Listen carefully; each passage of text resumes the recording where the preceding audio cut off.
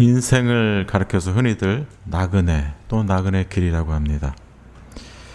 정처 없이 부평초처럼 떠돌아다니는 것 같아서 그렇게 말하는 것 같습니다.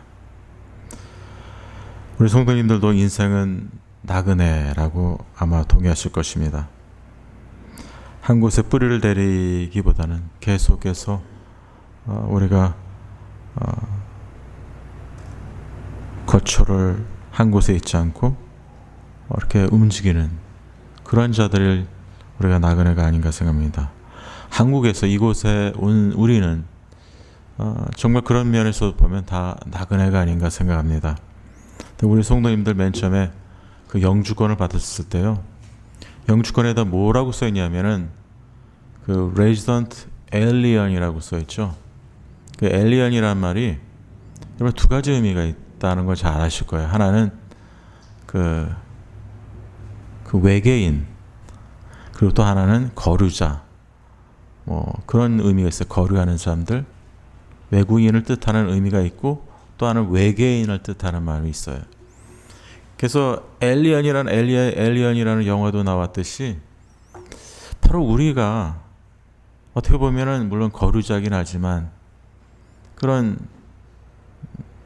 이 세상에 속하지 않은 그런 어떤 이 세상과 관계가 없는 그런 에리언들, 그런 존재들이 아닌가 생각해 볼 수가 있지 않나 생각합니다.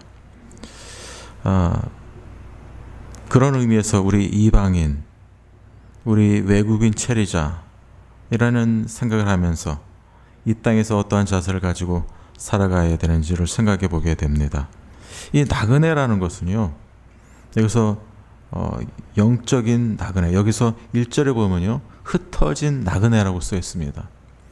흩어진 나그네라는 말은 여기에 있는 사람들이 본도, 빌라, 갈라디아, 갑바도기아, 아시아, 비누야에 흩어져 있었기 때문에 지금 흩어진 나그네라고 말하는 것은 아닙니다. 물론 그 지역적으로 흩어져 있지요. 그렇지만 흩어져 있는 나그네라는 것은 그 당시의 사람들의, 그 크리스천들의 정체성을 말해주고 있어요. 그 당시가 어떤 시대였냐면요, 이 베드로전서 AD 64년에서 65년경에 쓰여졌다고 합니다. 그 당시에는 그 네로 황제가 기독교를 굉장히 핍박했던 때가 이 시대였습니다. 그래서 그 네로 황제가 그 로마 그런 제국뿐만 아니라 그 로마 제국에 걸친 모든 지역에서 모든 기독교를 다 탄압할 때가 바로 이때였습니다. 그때가 바로 이 네로 황제 때였었습니다. 그런데 이때는 어떤 때였냐면은 네로 황제의 그런 어떤 핍박과 탄압으로 인해서 수많은 사람들이, 크리스천들이 만약에 잡혀가면은 그 콜로시엄 같은 그런 광장에서 사자한테 뜯겨서 죽는 시대가 이 시대였습니다. 그러니까 예수를 믿는다는 것이 그냥 한가롭게 평안하게 그냥 우리가 교회 다니는 지금처럼 그런 상황 속에서 하나님을 믿는 시대가 이 시대가 아니었습니다. 굉장히 예수님을 믿으려면은 자기의 생명을 걸고 믿어야 했던 시대가 바로 이 시대였다는 거죠.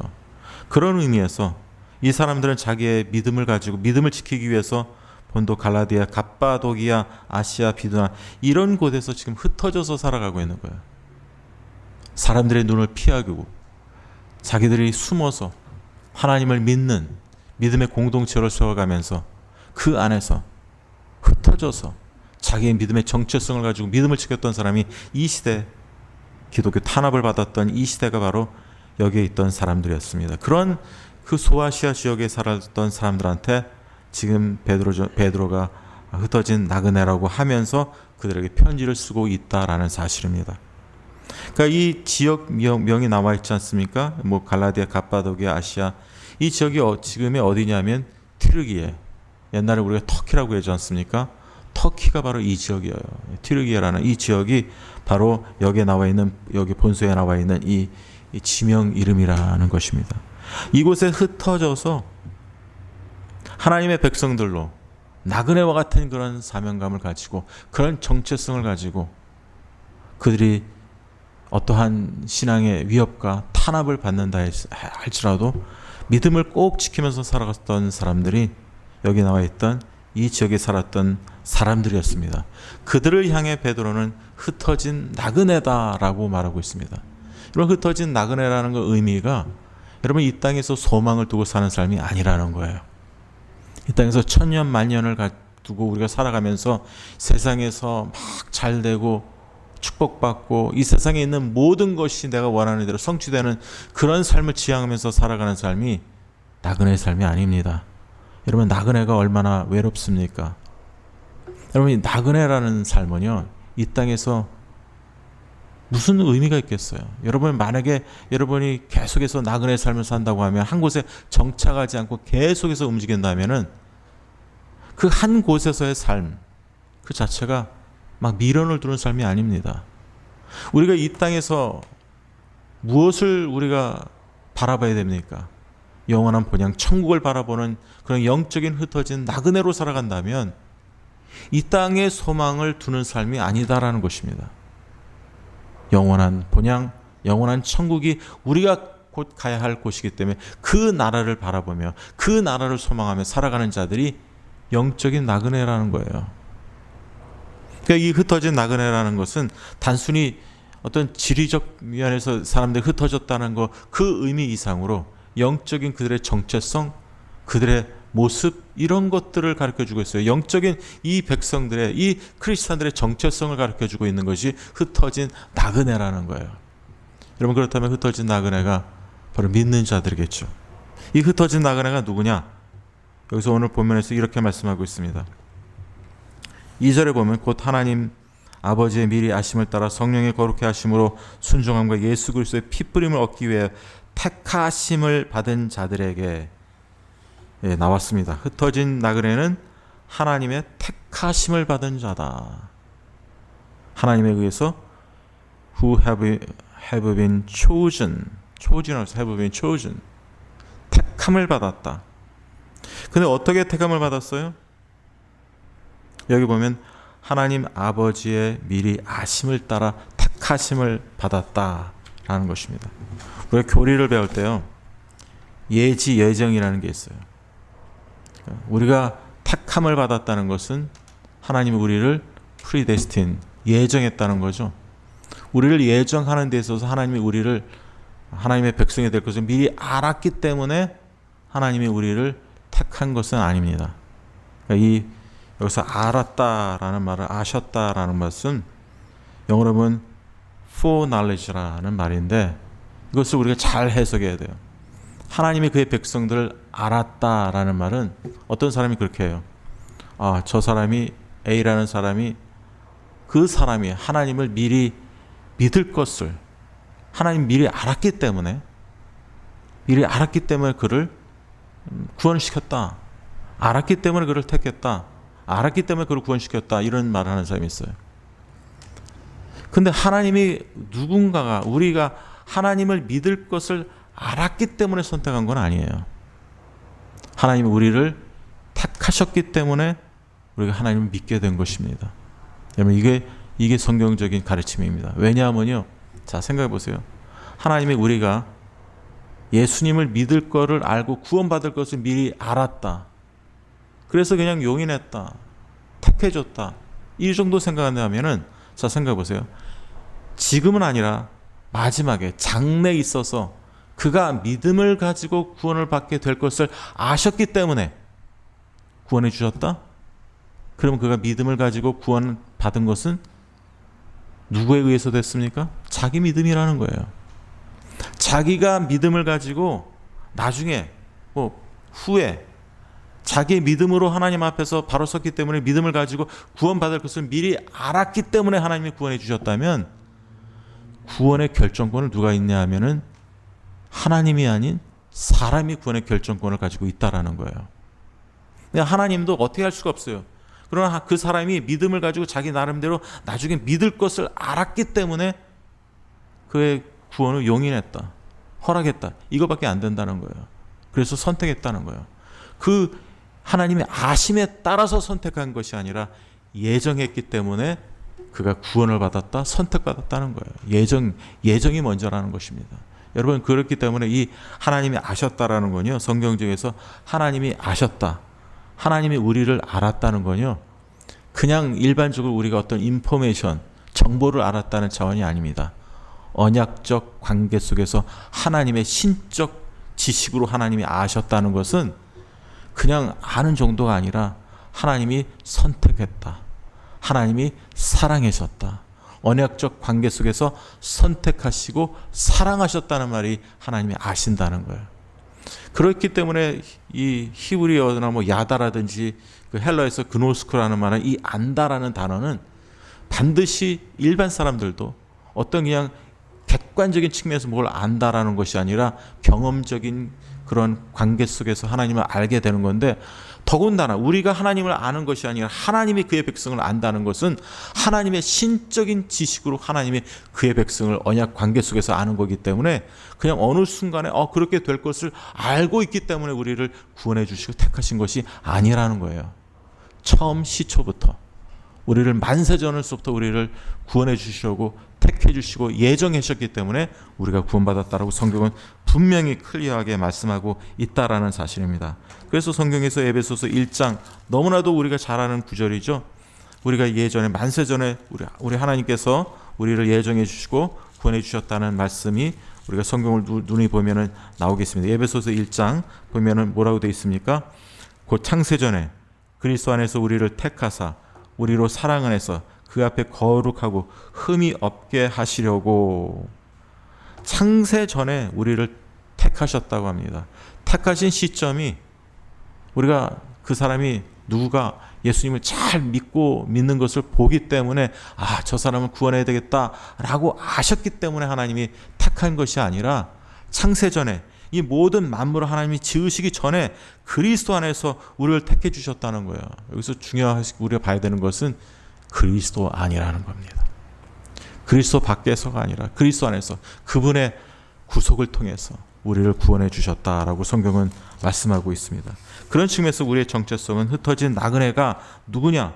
바로 하나님의 선택함을 받은, 하나님에 의해서 선택함을 받은 자가 흩어진 나그네다라고 라는 이 사실을 꼭 기억하시기를 바랍니다. 우리는요, 하나님의 계획하심과 그의 선택으로 말미암아 우리는 구원받은 자다라는 사실을 잊지 마시길 바랍니다. 하나님 아버지의 영원한 선택과 계획하심으로 우리가 하나님의 자녀가 되었다라는 것이죠. 여러분, 그것이 바로 이 흩어진 나그네의 정체성입니다. 여러분, 우리가 구원을 이해하는 데 있어서는요, 우리가 흩어진 나그네라는 이 사실을 인식할 때 우리가 깨달아야 될 바가 여기에 있어요. 우리가 구원을 이해하는 데 있어서는 삼위일체 하나님의 사역을 우리가 보아야만이 구원을 온전히 이해할 수가 있습니다.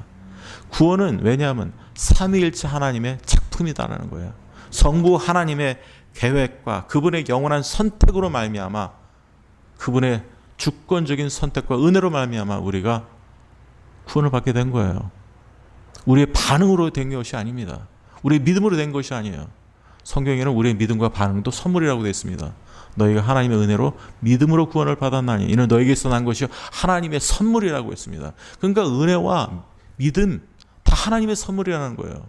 에베소 2장 8절 9절이 그걸 말해주고 있어요. 그러니까 우리가 구원을 받는다. 이것은 하나님의 은혜요, 믿음이라는 거예요. 은혜를 통해서 우리에게 믿음을 줘서 우리가 믿음으로 반응하게 되고 믿음으로 회개하게 된다는 거예요. 그래서 우리가 구원받게 된 거예요. 그래서 성부 하나님의 선택과 우리를 구원하시려고 하는 그분의 그 창세전의 계획으로 인해서 우리가 구원을 받게 됐다는 이 사실은 정말 어메이징하고 놀라운 하나님의 구속사역이다라는 사실을 잊지 마시기를 바랍니다. 성부 하나님의 계획과 선택으로 인해서 우리 성도님들이 구원을 받았다는 거예요. 이것을 단순히 교리적으로만 생각하시면 안 됩니다. 이것은 성경에서 우리의 구원에 대해서 말씀해주고 있다는 거예요. 여러분, 그런 측면에서 여기서 뭐라고 말씀하고 있습니까? 이렇게 말씀하고 있죠. 아까 보면은 미리 아심을 통해서 우리가 구원을 받았다라고 말씀하고 있습니다. 자, 돌아오겠습니다. 아심을 따라 성령이, 그 다음에 하나님 아버지의 미리 아심을 따라 선택을 받았어요. 그뿐만 아니라 또한 성령의 거룩하게 하심으로 순종함과, 여러분, 성령이 어떤 하나님이냐면 거룩하신 하나님이에요. 성령은 거룩한 영이세요. 성령님이 거룩한 영이시기 때문에 하나님은 우리를 거룩하게 하십니다. 이 거룩하게 한다는 것도 여기에도 있어요. 베드로전서 2장에 보면은 뭐라고 하냐면 내가 거룩하니, 이 1장 16절에 보면 기록되었을 때 내가 거룩하니 너희도 거룩할지어다. 근데 이 거룩함이라는 것은 이 하나님이, 이 성령 하나님이 거룩해 하심으로, 성령 하나님이 거룩한 하나님인데 이 성령 하나님이 우리를 거룩해 하시는 분이에요. 성화시키는 분이에요. 근데 하나님이 거룩하게 하시는 이 거룩의 역사는 여러분 이거 구원입니다. 이 거룩하게 하심은, 거룩하심의 그 역사라는 것은 성령님의 사역이에요. 그러니까 성령님이 이 성화를 우리한테 이루어 나가시는 분인데 이 성령님의 역사는 이 성화만 하시는 분이 아닙니다. 성령님은 우리로 하여금 하나님의 은혜로 우리를 부르세요. 성부 하나님의 뜻에 따라서 우리를 불러주셔서 우리를 중생시킵니다. 그래서 중생에서 믿음을 갖게 하십니다. 하나님의 은혜로 믿음을 갖게 해서 그 믿음으로 하나님 앞에서 하나님의 뜻에 따라 순종하게 하고 또 회개시키게 하시고 또한 그리스도와 연합하게 하십니다. 그리고 하나님의 양자된 자로서 우리가, 그 성령님은 또한 이 그리스도의 십자가의 복음을 깨닫게 하고 믿게 하십니다. 이런 모든 일을 함으로 인해서 믿고 구원시켜서 그 구원받은 이후에 의롭다 하게 된 다음에 어떻게 됩니까? 하나님의 말씀에 따라 순종하며 살아가는 거예요. 그것이 성화입니다. 그러니까 성화는 지금서부터 우리가 예수 믿는 사람들이 살아가는 이 지금 요것만 놓고 성화라고 흔히들 생각합니다. 맞습니다. 그래서 점진적으로 우리가 주님을 닮아가는 성화에 되는 삶을 살아가지만 성령님의 사역은요, 거룩해 하시는 그분의 사역은 사실 우리가 그의 하나님의 부르심을 받았을 때 말씀을 깨닫게 되고 죄에 대해서 애통해야 하고 이 모든 전 과정이 성령님의 사역이에요. 우리가 주님 만난 죽는 그 순간까지 성령님은 우리를 하나님의 백성으로 삼으셔서 우리를 이끌어 가시는 그 모든 삶이 성령님의 거룩하게 하시는 사역이라는 거예요. 여러분들이 중생하는 것도, 예수님을 믿게 되는 것도, 이것도 성령님의 거룩하게 하시는 사역이라는 거예요.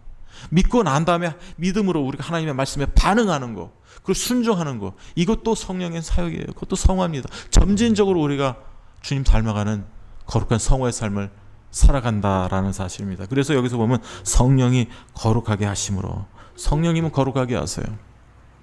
그래서 여기 성령이 거룩하게 하심으로 순종을 이루십니다. 성령 어떤 하나님이에요? 거룩하게 하심으로 순종함을 이루세요. 근데 이 순종은요, 성령님이 우리 가운데 거하시면 거룩하게 하시는 자의 결과입니다. 성령님은 여러분들에게 폼으로 준 것이 아닙니다. 여러분들한테 성령을 주신 이유는 성령님의 거룩하심의 그 역사에 민감하게 따르고 반응하고 협력하라고 성령님을 우리에게 주신 거라는 거예요. 우리 마음대로 살지 말라는 거예요. 여러분, 성령님을 우리에게 주지 않으시면 인간의 본성대로, 죄악된 본성대로 우리 마음대로 살게 돼 있어요. 저나 여러분들이 자기의 성격대로 살고 싶어요. 여러분, 그런 말을 합니다. 흔히들 예수 믿어도 다 고쳐도 자기 성질은 성령 받아도 못 고친다. 자기 성질은요, 성령 받아도 못 고친다는 말이 있어요. 그게 잘못된 말이에요, 사실은. 그게 흔히들 말하는 말인데 잘못된 말이에요. 그럼 성령님 왜 주셨어요? 성령이 우리를 거룩하게 하시고 주님 닮아가는 자가 만드시는 분이 성령 하나님인데, 그렇게 못 닮아갈 때 우리는 어떻게 해야 돼요? 그건 순종을 하지 못하고 있다는 거예요. 그 순종하지 못할 때 우리가 어떻게 해야 됩니까? 하나님 앞에 회개해야 돼요. 그것이 하나님이 원하시는 삶이고, 성령님이 내 안에서 내주하시는 성령님은 나로 하여금, 우리로 하여금 성령님의 뜻에 민감하고 하나님의 말씀에 따라 살아가기를 원하시는 그분의 역사가 성령님의 역사하고, 그분이 거룩하게 하시는 역사입니다. 성령님이 우리가 하나님의 말씀에 순종하지 못할 때 우리 마음속에 감화시킵니다. 너 그렇게 살면 되겠니? 네 마음대로 그렇게 화내고 성질내고 막 죄를 짓고 인생을 막 즐기면서 막 세상에서 막 예수 믿지 않는 사람들처럼 그렇게 마음대로 방종하면서 살아가도 되겠니? 라고 성령님이 우리에게 그 길티 마음을 주시고 우리의 마음을 주장하세요. 그리고 말씀을 읽을 때마다 내가 잘못 살고 있구나, 내가 이렇게 살면 안 되는데 하는 그런 마음을 주시는 분이 성령 하나님이세요. 성령님 거룩게 하시는 방법이 이 하나님의 말씀을 사용하십니다. 그 말씀과 성령님 함께 일하세요. 그래서 우리를 거룩하게 하시는 거예요. 그래서 우리가 순종할 때 순종을 사실은 행위적인 의미에서만 보면 절대 우리가 순종 못합니다. 순종과 행위는 다른 거예요. 여러분, 행위는요, 바리새인들도 했었습니다. 바리새인들도 행위는 보여줬어요. 누구 못지않게 행위는 보여줬습니다. 그러나 엄밀히 말해서 그들은 거룩하게 하시는 성령님으로 말미암아 거룩하게 하시는 순종을 하지 못했어요. 순종을 못했다는 거예요. 여러분, 순종이라는 것은요, 어떤 행위를 보이기 전에 자기 내면의 변화입니다. 내 속에 계시는 성령님께서 내 내면을, 내 속사람을 변하는 것이 성령님의 역사예요. 그 이후에 그 말씀에 따라서 사는 것이 순종이지, 겉으로 막 사람들한테 뭐 행위 나이스하게, 그게 나이스하게 잘해주는 게 잘못됐다는 말은 아닙니다. 근데 그렇게 보여주는 거, 이렇게 뭐 선을 행하는 게 순종이 다라고 생각하면 안 됩니다. 그것은 선한 행위죠. 그러나 순종은 내 내면의 성품부터 하나님이 변하게 하시고, 그 성품의 변화를 하나님이 역사하세요. 그 성품의 변화가 되지 않으면 회개시킵니다. 그래서 우리가 마태복음에서 노하지 말라, 그런 말도 있고, 거기서 우리는 산상수훈에서 너의 의가 바리새인 의도 더 뛰어나야 된다라고 말하는 이유도 거기에 있다라는 거예요. 바리새인들은요, 성품의 변화를 보지 않습니다. 성령의 열매 보세요. 사랑, 오래 참음. 사랑은 뭐라고 했어요?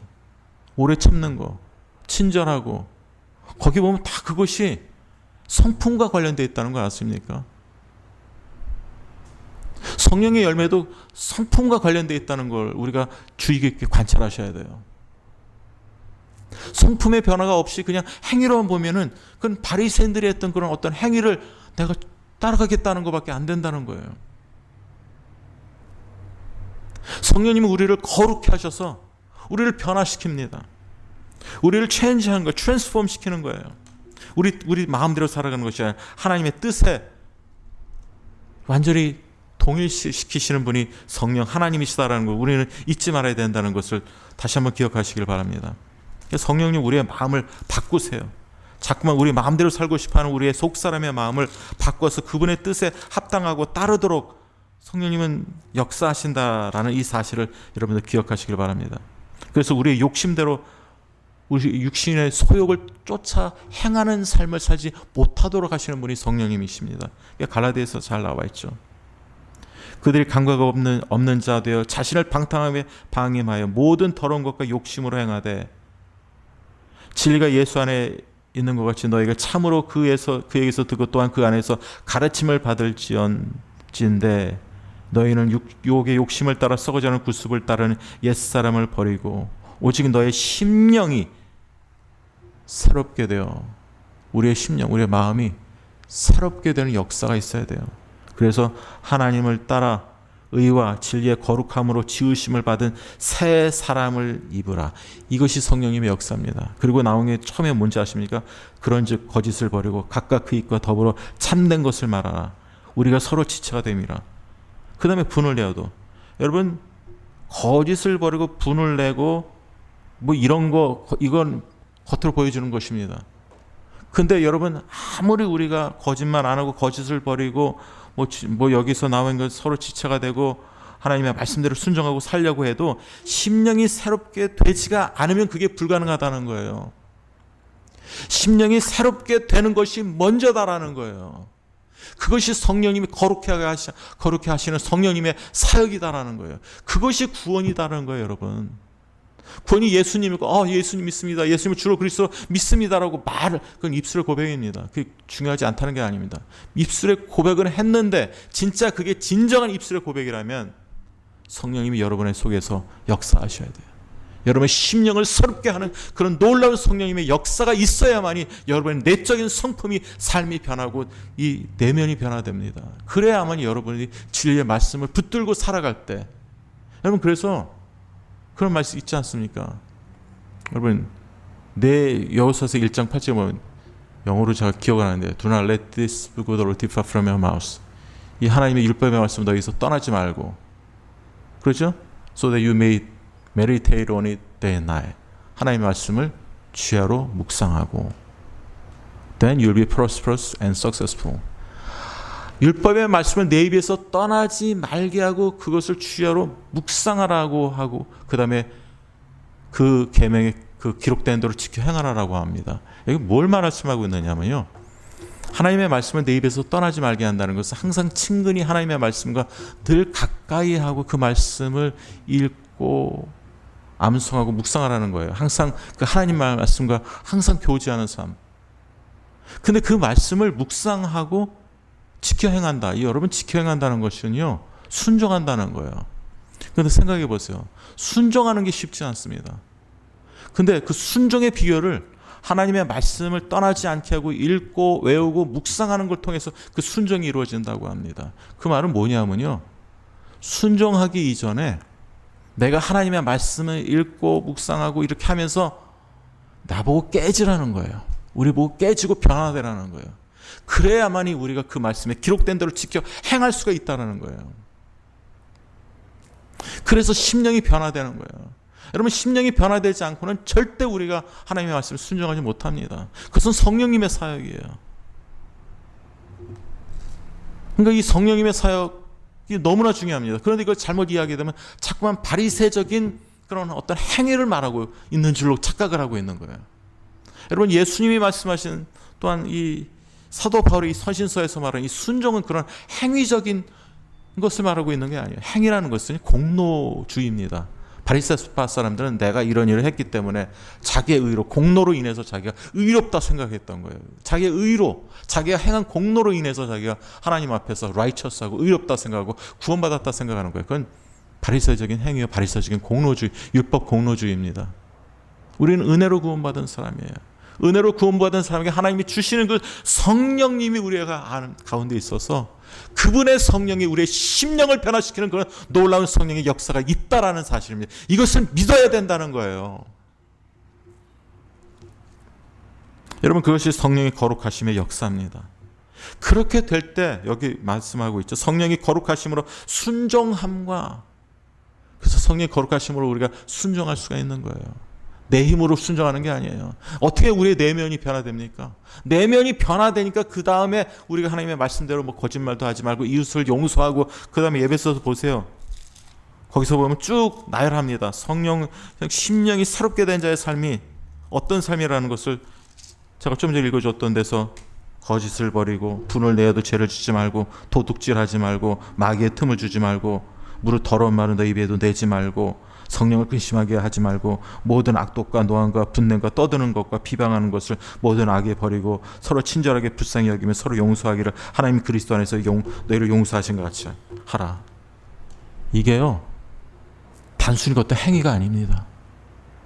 용서하는 게 어떻게 그냥 용서하겠어? 너 다른 사람을 용서하는 건요, 내 마음의 성품이 변화되지 않고는, 내 심령이 변화되지 않고는 그 자체가 불가능합니다.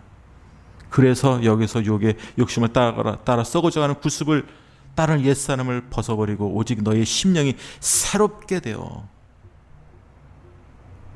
새롭게 되는 삶이 바로 의와 진리의 거룩하심으로 지으심을 받은 새 사람을 입으라. 그 새 사람을 입을 때 우리가 순종할 수가 있어요.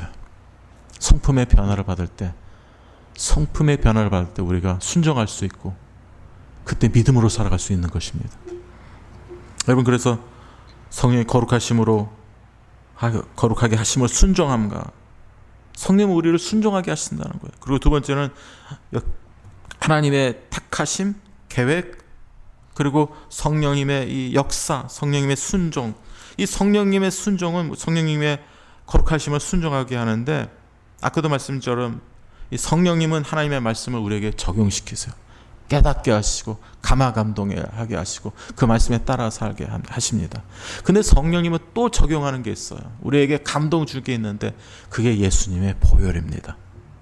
성령님의 사역, 우리의 말씀을 통해서 우리가 깨달음을 주시고 말씀대로 살지 못했던 것을 리마인드 시키고 기억시켜 주셔서 내가 그 말씀에 따라 순종하는 삶을 살아가는데, 그 삶의 그 구원의 근거가 어디서부터 시작되느냐? 예수 그리스도의 피입니다. 보혈입니다. 그래서 보세요. 그리스도의 성령의 거룩하게 하심으로 순종함과 예수 그리스도의 핏뿌림을 얻기 위하여 택하심을 받은 자들에게 편지하노니, 누가 예수님의 핏뿌리심을 받느냐 하면은 택하심을 받은 자라는 거예요. 택하심을 받은 자에게 하나님이 예수님의 그리스도의 뿌리심을 얻게 하신다는 거예요. 이게 여러분, 그리스도의 피 뿌리면 뭘까요? 구약에서는요, 여기 그 출애굽기에도 보면은 모세가 그 피를 제단에서, 물론 아론이 이제 제사를 드리면서 속죄 제사를 드릴 때 그 피를 뿌리지 않습니까? 예수님의 대속해 주신 것을 말씀해 주고 있습니다. 속죄 제사로 드리신 것을 여기서 예표하고 있다라고 제가 말씀합니다. 죄값을 대신 지불해 주셨다. 하나님의 진노를 만족시켰다. 언약의 피로 화목을 이루셨다. 그런 등등의 의미가 예수님의 피입니다. 근데 이 그리스도의, 그래서 이 출애굽기 보면은 그 모세가 그 피를 백성들한테 뿌립니다. 제단에 뿌리기도 하지만, 아론이 제단에 뿌리기도 하지만은 백성들에게 뿌려요. 그의 죄를 대속해 주셨다라는 것입니다. 근데 신약에서 그 피가 예수님의 피라는 것을, 우리는 그 피를 상징한다는 것은 우리가 너무나도 잘 알고 있는 사실입니다. 그래서 구약시대 때 그 제사 드릴 때 그 제사 드린 피가 예수님의 보혈을 예표하고 있다. 이 사실은 너무나도 우리가 잘 아는 사실입니다. 여러분, 그 예수님의 죽으심, 그 피로 인해서 우리가 어떻게 됩니까? 우리가 죄 용서함을 받습니다. 예수님의 십자가 사건, 예수님의 대속적 죽음 때문에 우리가 용서함을 받고 의롭다 하심을 받게 됩니다. 우리가 하나님의 백성을 용서해 주시는 것은 우리가 불쌍하기 때문에 용서해 주시는 게 아니에요. 여러분이 불쌍해서 용서해 주실 게 아닙니다. 여러분이 열심히 신앙생활 하려고 하기 때문에 가여워서 여러분들 용서해 주시는 게 아니에요. 예수님이 여러분들 용서해 주시는 이유는, 하나님이 여러분들 용서해 주시는 이유는 하나님이 보내신 독생자 예수님이 십자가에서 우리를 위해 죽으시고 우리를 그 보혈을 흘리신 예수님의 그 희생 사역을 보시고 우리를 용서해 주시는 거예요. 그리고 우리를 의롭다고 인쳐 주시는 거예요. 의롭다 인정하시는 거예요. 우리는 아무런 자격이 없는 자예요. 우리는 용서함을 받을 수도 없고 의롭다 여김을 받을 수 없는데, 오직 예수 그리스도의 죽으심, 그 피 공로 때문에 우리가 용서함을 받고 의롭다함을 받은 자가 되었다라는 거예요. 그래서 우리가 하나님의 말씀에 순종하지 못하고 불순종하고 죄를 졌을 때 예수 그리스도의 보혈로 인해서 우리가 구속받았다는 이 사실을, 그 정체성을 우리가 믿는 것이 중요하다는 거예요. 그 믿음을 가지고 우리가 우리의 죄를 고백할 때 우리가 죄 용서함을 받는다라고 성경은 말씀하고 있다라는 것입니다. 그래서 성경이 뭐라고 말씀하고 있습니까? 그런 의미에서 요한 1서 1장 7절에 이렇게 말씀하고 있습니다. 그가 빛 가운데 계신 것 같이 우리도 빛 가운데 행하면, 순종하면, 이 말이죠. 우리가 서로 사귐이 있고 그의 아들 예수의 피가 우리를 모든 죄에서 깨끗하게 하실 것이요. 예수님의 피가 우리를 모든 죄에서 깨끗하게 하신다는 거예요. 그 피의 공로가 있기 때문에 우리가 구원받을 수 있고 구속받은 근거가 된다는 것이죠. 만일 우리가 우리 죄를 자백하면, 제가 늘 언급하는 말씀입니다. 만일 우리가 우리 죄를 자백하면 그는 미쁘시고 의로우사 우리 죄를 사하시며 우리를 모든 불의에서 깨끗하게 하실 것이요. 이 죄를 자백하면 하나님은 미쁘시고 의로우시고 우리를 모든 죄에서 용서해 주시고 깨끗하게 해주신다는 거죠. 근데 이 자백의 근거, 회개의 근거가 바로 십자가 보혈이라는 거예요. 예수님의 피. 그 자백할 수 있어서 죄 사함을 받고 구속받을 수 있는 그 구속의 근거가 예수님의 대속적 죽음, 십자가에서 이루신 희생적 사역이 바로 우리의 구속의 근거가 된다라는 사실입니다. 그래서 십자가 하는 거예요. 개신교에서. 여러분, 그렇다면 제가 지난번에도 말씀드렸지만은, 그러면 구약시대에 죽은 사람들은 어떻게 하느냐? 구약시대 때는 십자가를 모르는데 그 사람들도 십자가가 적용이 되는 거예요. 그들도, 모세도, 아브라함도 다 십자가의 구속하심으로 인해서 다 구원받은 사람들이 된 거예요. 그러니까 이 십자가라는 사건은 타임레스 이벤트. 하나님은 시간에 적용이 되는 분이 아니에요. 이 모든 것을 다 구속을, 예수님을 통해서 구속을 이루실 것을 다 설계하시고 계획하시고 하나님의 뜻이에요. 이 설계하시고 계획하신 것이. 그러니까 뭐 구약 시대에 했던 그 예수님의 십자가 없기 때문에 구원을 받지 못합니까? 그게 아니죠. 그러니까 제가 지난번에도 금요일 날 말씀드렸던 말씀입니다. 이로 말미암아 그는 새 언약의 중보이시니 중보자시니 이는 첫 언약 때 범한 첫 언약 때 모세로 시작된 첫 언약 때 아닙니까? 율법 시대 첫 언약 때 범한 죄에서 속량하시려고 죄에서 구속하시려고 이런 뜻이에요. 그러니까 죄로부터 구원하기 위해서 율법 시대에 죽은 사람을 죄에서 구원하시고 속량하시려고 어떻게 했어요? 죽으사 예수님 죽었다는 거예요. 첫 언약 때 범한 죄에서 속량하시려고 그는 새 언약의 중보자이시니 첫 언약 때 범한 죄에서 속량하시려고 죽으사 그것 때문에 예수님이 죽으셨다는 거예요. 모세 시대 때 그 사람들, 그 믿음의 선지들을 구원하기 위해서, 그들을 구속하기 위해서 예수님이 죽으셨다는 거예요. 그러니까 예수님의 죽으심은 지금 우리를 위해서만 죽으신 것이 아니라 앞으로 100년, 200년 후의 사람들을 또 구원하시려고 죽으셨을 뿐만 아니라 지금도 우리를 구원해 주실 뿐만 아니라 과거에 2000년 전에 죽은 사람들, 율법 시대에 죽은 사람들을 위해서도 예수님 죽으셨다라는 거예요. 그래서 십자가가 중요한 거예요. 십자가에서 예수님의 대속적 죽음, 그의 보혈이 중요하다는 것입니다.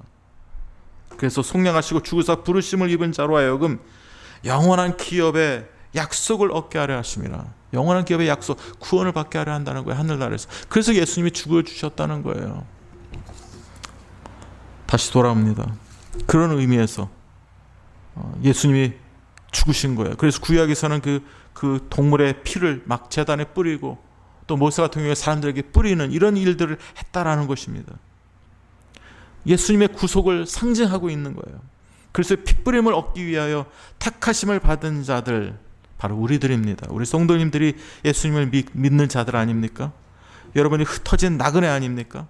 여러분 예수님의 핏부림, 보혈의 공로로 예수님 믿을 때 그 보혈의 공로로 인해서 여러분이 핏부림을 받은 자들입니다.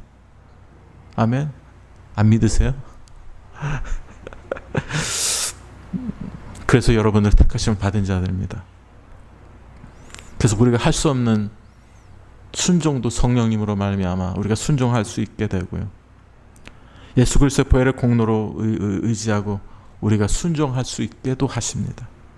우리가 예수님의 보혈의 공로를 의지하고 우리가 순종할 때요, 성령님이 또 역사하세요.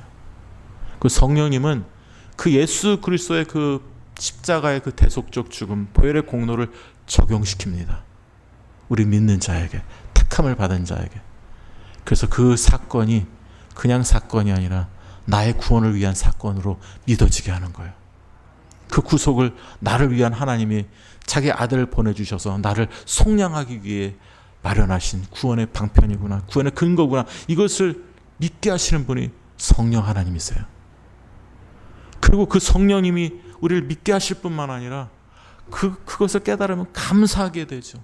기쁘게 되죠. 구원의 기쁨이라는 게 생겨요, 여러분들. 정말 예수 믿을 때요, 이 구속, 이 십자가의 사역을 온전히 우리가 믿게 되면요, 이 구원의 기쁨이 생겨요. 그래서 여러분들, 다윗이 뭐라고 했습니까? 구원의 그 밧세바를 취하고 난 다음에 범죄하고 난 다음에 Restore unto me the joy of salvation. 구원의 기쁨을 나에게 회복시켜 주셔서 그런 기도를 하고 있지 않습니까? 우리의 삶 속에서 여러분 신앙생활 하실 때 구원의 기쁨을 상실하게 될 때는 우리가 생각해 봐야 돼요. 내가 하나님 앞에서 범죄한 것은 없는가? 내가 하나님 앞에서 불순종한 것은 없는가? 내가 하나님 앞에서 내 마음대로 산 것은 없는가? 내가 그럴 때 우리가 하나님 앞에 고백을 하시면요, 하나님이 여러분들의 심령을 새롭게 해주십니다. 용서해 주시고 새롭게 해주세요. 그리고 구원의 기쁨을 여러분한테 풍성히 채워주세요. 그래서 예수 믿는 맛을 알게 하신다는 거예요. 그래서 하나님의 선하심을 맛보아 알지어다 시편에 말씀했던 것처럼 우리 예수님의 선하심을 맛보아 아는 자로서 기뻐하며 살아갈 수 있다는 거예요. 그런 특권을 우리 믿는 사람들에게 하나님이 주셨어요. 근데 이 특권을 우리가 모르고 산다면 얼마나 안타깝습니까? 예수님 믿고 있는데, 구원은 받았는데, 하나님의 택하심을, 그리고 그의 하나님의 택하심이 있기 때문에 우리가 순종하는 거예요. 순종은 택하심의 하나님의 성부 하나님의 택하심의 결과입니다. 성령 하나님의 하시는 거룩하게 하시는 성령님의 결과이기도 합니다. 그 예수 그리스도가 우리를 위해서 십자가에서 죽어주심의 결과이기도 합니다. 그러니까 구원이라는 건 성부, 성자, 성령 하나님의 삼일체 하나님의 작품이에요. 놀라운 거죠. 우리를 구원하기 위해서 성부 하나님, 성자 하나님, 성령 하나님이 다 이것을 계획하시고 그 말씀으로 예수 그리스도 사역을 적용하시는 성령님, 그래서 이를 위해서 그 하나님의 그 택하심을 이루기 위해서 스스로 예수님이 이 땅에 오셔서 죽으시고 그 구속을 성취하신 성자 하나님, 그 구속을 계속해서 성령님께서 친히 우리의 마음에 적용하시고 감동해 주셔서 그 복음을, 그리스도의 십자가의 사역을, 십자가의 보혈의 공로를 깨닫게 하시고 그 복음에, 그 십자가의 피 보혈의 공로에 우리가 반응하게 하시는 우리 하나님이시다라는 거예요. 여러분, 그런 사가 흩어진 나그네입니다. 여러분의 정체성이에요. 여러분이 있습니다. 우리 성도님들이 바로 그런 흩어진 나그네입니다. 이런 흩어진 나그네에게 하나님이 어떻게 합니까? 택하심을 받은 자에게 편지하노니 은혜와 평강이 너에게 더욱 많을지어다. 이렇게 하나님의 성부 하나님의 거룩해 하심과 순종함과 예수 그리스도 피 뿌림을 얻은 자, 하나님의 택하심을 받은 자에게 우리 하나님은 우리 성도님들에게 은혜와 평강을 약속하십니다. 평강을 주신대요. 은혜를 주신대요. 우리가 예수 믿을 때 은혜로 구원을 받았지만 더욱 풍성한 은혜를 주셔서 우리로 하여금 그 은혜로 평강으로 신앙생활을 해나갈 수 있도록 역사하신다는 거예요. 여러분, 이 삶이 구원받은 자의 삶이십니다. 구원받은 자는 이러한 성부, 성자, 성령 하나님의 역사하심을 통해서 우리가 그분이 그 성령, 성부, 성자, 성령님의 성부, 성자, 성령님 삼위의 하나님을 통해서 이 놀라운 풍성한 은혜를 받고 평강을 가지고 살아가요. 우리 성도님들 마음에 괴로움이 있습니까? 번민이 있습니까? 평강이 없습니까? 답답한 상황이 있습니까? 그런 상황에도 우리 하나님은 우리에게 은혜 주시기를 원하시고 평강 주시기를 원하시는 하나님이시다라는 것을 잊지 마시기를 바랍니다. 그런 하나님의 놀라운 은혜와 평강이 우리 성도님들에게 넘치도록 부어주셔서 하나님의 택함을 받은 자로서 성령님의 감화감동하심으로 믿음의 삶을 온전히 감당하시는 성도님들 되시길 간절히 소원하고 축원합니다.